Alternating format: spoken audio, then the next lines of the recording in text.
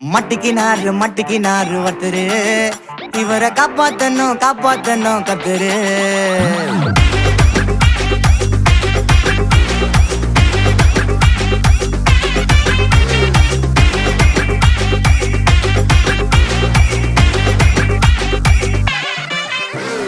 Road கடை குருமா, திரும்பி உனக்கு வந்து அச்சுது பாரு கருமா.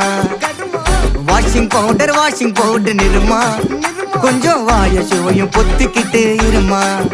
ஓ நிலைமையத்தான் நினைச்சு சிரிமா.